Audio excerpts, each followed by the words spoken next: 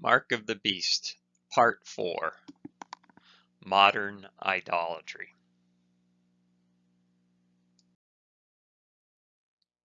When we think of the usual class about idolatry, some things immediately come to mind. We're told in these classes that there are many things in our lives that can become an idol. Whether it's something as innocuous as television, pornography, pop music, or something more serious like alcohol or drugs.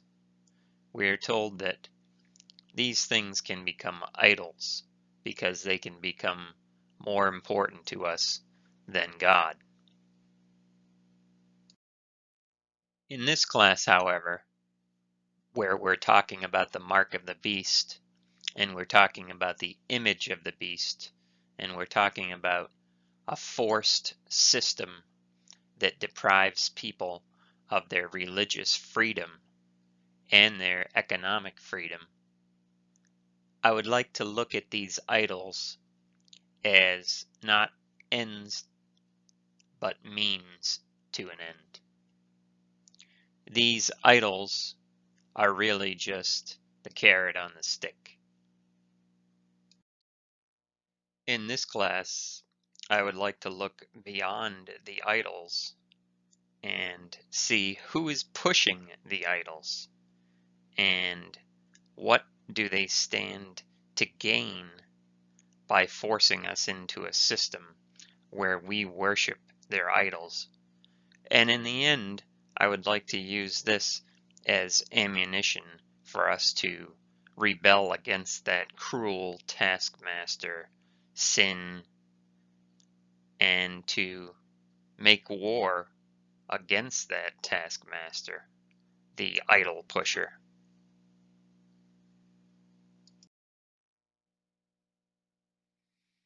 Behold your gods, who brought you out of the land of Egypt. This is what Jeroboam said to the 12 tribes of Israel in the book of 1 Kings, chapter 12. His words in verse 28 of 1 Kings chapter 12 are spoken during the reign of King Solomon in 930 BC. But his words, behold your gods, or look at your gods, were the identical words that were spoken by Aaron hundreds of years earlier during Exodus in the book of Exodus chapter 32 verse 4, where they made the golden calf when Moses went up on the mountain. You might ask yourself, how are people so gullible that they would fall for the same old lie? But I would like to use this class to suggest that the deception that Jeroboam used has existed since the beginning of time, and that it continued throughout the New Testament and the Middle Ages, and is in fact stronger today than it has ever been before. And I will be so bold as to suggest that you and I are actually falling for the same tricks that these wise men, magicians, and experts have pushed over and over again down throughout time. So hopefully in this class, we will be able to answer the question why it's important to study idolatry. We should be able to define what idolatry is and to give examples of ancient idolatry as well as modern idolatry, to give characteristics of idolatry, and to know what the hidden agenda behind idolatry is, so that we can identify the powerful institutions that are seen as the idols of today, and then perhaps consider, where do we stand in that battle, And how far are we willing to concede to the idols that they are pushing? We can think of idol pushing as marketing, and a good example of marketing is the evolution of the mobile cell phone.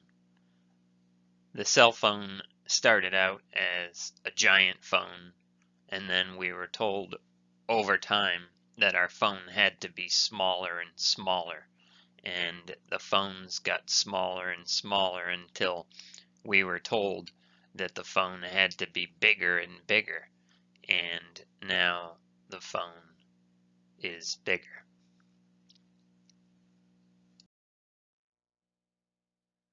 Just like in the story of the emperor's new clothes, Jeroboam was selling the people a god that had already been sold to them previously in the book of Exodus.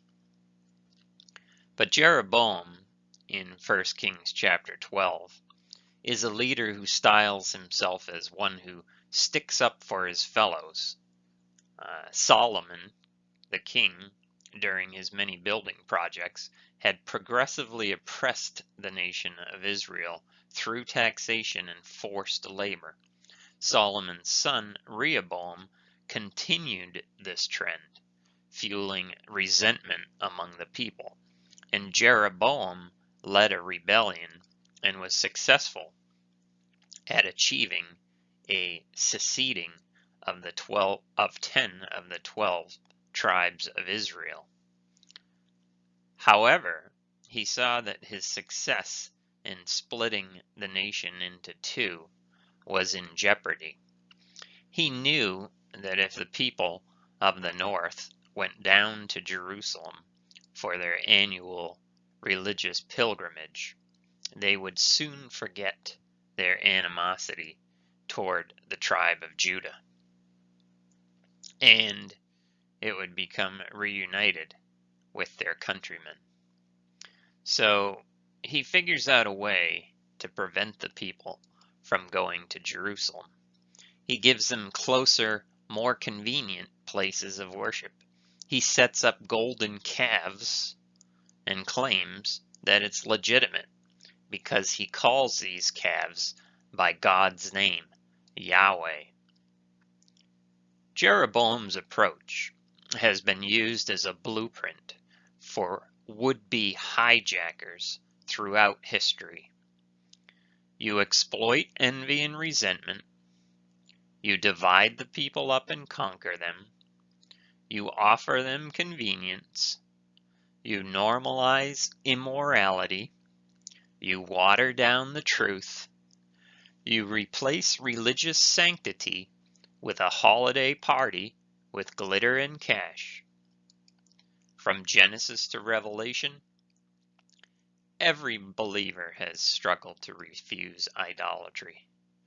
Do we really think that we are beyond the reach of the powerful deceivers of our age? If we look throughout the Bible, from the book of Genesis, where we have the Tower of Babel with the pagan leader Nimrod, if we look at even Abraham's own son and daughter-in-law in Genesis 31 verse 32, we see that they were worshiping images. We come to find out that during their stay in Egypt, all of the Israelites were worshiping false gods. We learn in Acts chapter 7 that during their sojourn in their wilderness wanderings, the Israelites were still carrying around pagan temples. And when they get into the land, we see in the book of Judges, and we see during the reign of Solomon, and throughout all of the kings and all of the prophets, the people of God are still worshiping images. We're told when we get to Revelation that people in the last days will still be dealing with idolatry. Babylon, the symbol of idolatry, is used in Revelation 18, and the believers are told, "Come out of her, my people, lest you take part in her sins, lest you share in her plagues." So idolatry has been with us from the beginning. It's never gone out of style. So do we really think that we're free from idolatry today? We are told in the Bible, in Ecclesiastes, that there is nothing new under the sun. Therefore, you cannot give in to new total temptation as Maybelline and Cosmo magazine would have you do. We can see that the new makeup and the new hairstyles are actually mega retro styles from ancient Egypt. The worship of a man in a fish-headed mitre with a fish cape is also very old. Everywhere we look, the machinations of idol pushers are evident. We no longer have to wait for our favorite show to come on TV at 8 o'clock on a Thursday night. Entertainment is always on. You carry your TV and your wish list in your pocket. Mammon, which is the false god of the New Testament, is worshipped more today than ever before. Covetousness, discontentedness, and pride are a hungry pit that can never be filled with material goods. It eats us up spiritually, mentally, and even physically.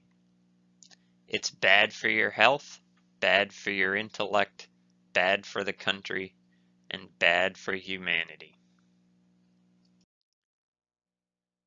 So what are idols? Idols are simply the work of our own hands that we choose to ascribe disproportionate worth to. Worship is two words, worth-ship, or ascribing value or importance or priority to something. The first commandment in the 10 Commandments is have no gods before me. And this before me implies a sense of priorities that are faulty. Paul accurately describes our tech-hungry world when he says in Romans chapter 1 verse 25, they worship and serve the creature rather than the creator. Anyone who has studied artificial intelligence or AI proliferation, these would be people like Elon Musk and Ray Kurzweil, they know that AI is like eating from the tree of knowledge all over again. The temptation in the Garden of Eden is actually repeating itself in our day and age. We seem to be accelerating toward what Ray Kurzweil calls the singularity, or the merging of humans and AI together. Although Elon Musk has proclaimed himself a prophet, warning against the AI takeover, Musk has recently launched his new brain chip technology called Neuralink, which is a two-way brain internet interface, which he thinks is our only hope of surviving AI. It's not just the first of the 10 Commandments, but the first 2 commandments that are about idolatry. Punishments for disobedience of these commandments are severe. Whoever sacrifices to any god other than the Lord must be destroyed. Yet idolatry can be found in almost every book of the Bible. Why are humans and believers so insistent on this behavior? Obviously, there are entities which promote idolatry, tempting, luring, and deceiving believers to partake. We are told right away in Deuteronomy chapter 7, they will turn your children away. The ancient practices of sacrifices and parties in pagan groves actually still goes on to this day, attracting the most influential members of society. In the California Redwoods, for example, all the past Republican presidents have attended a camp called Bohemian Grove, where a mock human sacrifice takes place before a giant wooden owl. It may seem bizarre, but this practice is simply a continuation of the groves which are found in the Bible, in Exodus, Deuteronomy, Judges, 1 Kings, Jeremiah, and many more books. Entertainers, professors, astronauts, business leaders, cabinet officers, CIA directors, future and former presidents all meet together in front of the Owl Shrine in Bohemian Grove, California, to perform the cremation of care, which is a mock human sacrifice. Believe it or not, a third commandment of the 10 Commandments also deals with idolatry. The 10th commandment, which is, "Thou shalt not covet," also has to do with idol worship. If you desire to take something from someone, which is called envy, then your priorities are faulty, and your worship or your worship of God is askew. Covetousness, or wanting to take something from someone, that is idolatry, it says in Ephesians 5, verse 5. Covetousness, that is idolatry, is a gateway to stealing, adultery, and murder. It is equivalent to having other gods before the one true God. Just like the other commandments involving idolatry, covetousness is gravely serious. The penalty for covetousness is the denial of entrance into the kingdom. I warned you before, it says in Galatians chapter 5, verse 21, that those who do such things shall not inherit the kingdom of God.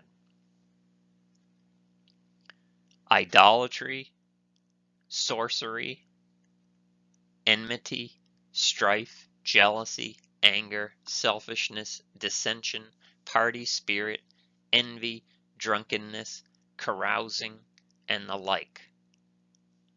Interestingly, pharmacists, or sorcery, which is called pharmakia, from which the word pharmacist is derived. These two words, sorcery and idolatry, are included in this group together. Drugs, in our day and age, and the inordinate faith that we have in medicine are certainly some of the biggest idols of our day. Covetousness is actually considered a virtue in today's society. If you don't have a desire for the latest gadget, people think that you are either ignorant or perhaps lack ambition. The entire advertising industry exists and functions because of covetousness.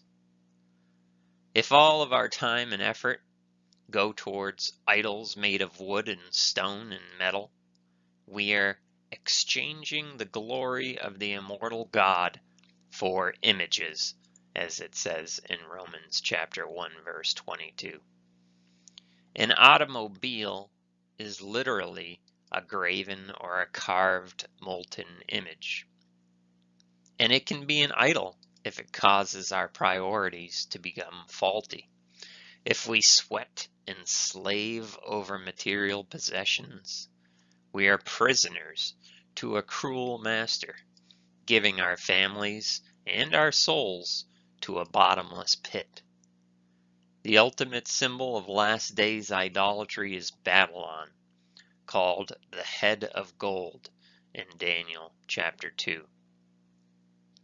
Revelation chapter 18 says, Babylon will be the future city in which all the merchants of the earth trade in every commodity imaginable, including human souls. It sounds familiar to our day. So what does idolatry want? What do these idol pushers want to do? Idolatry means that we want to be like gods, it says right away in Genesis chapter 3, verse 5, in the Garden of Eden. For God, the serpent, promises the woman that God doth know that in the day you eat of the fruit, your eyes will be opened, and ye shall be as gods. This means that we want to eliminate God and be God ourselves. The first idol pusher, the serpent, suggested that mankind himself become a god, and man has been worshiping himself ever since. This attitude, or this temptation, continued at the Tower of Babel, where man wants to make a great name for himself. He wants to thwart God's judgment. It says in Genesis chapter 11, let us make a name for ourselves. The pride of humanity. And especially since the humanism movement, which started 100 years ago, and you can read about this in the book UNESCO, Its Purpose and Philosophy. Ever since humanism began over 100 years ago, modern man has declared himself the sole heir of evolutionary progress. And nowadays we are taught in school and university to worship the creature, or humans, not the creator, not God. Idolatry wants us to also no longer depend on God for food, health, or security. Through ingenuity and science, through cultivation, irrigation, insurance, and medicine, and through the almighty dollar and the unrestrained military power, we no longer need God. And these become our modern gods that we put our faith in, not God's providence. At Babel, the leaders declared they would reach unto heaven, and man's infringements into God's realm increase each day, whether it be through atomic energy, the CERN project, the CRISPR project with gene editing and new chimera creations, or whether it's through weather control or artificial intelligence machine learning. Mad scientists of today are determined to deliver for man's quest for becoming God. Soon, we may also be putting our faith in global humanism, a one-world government, a big brother, and a global currency with artificial intelligence. This will be the ultimate idol. This will be the Tower of Babel meets the image of the beast.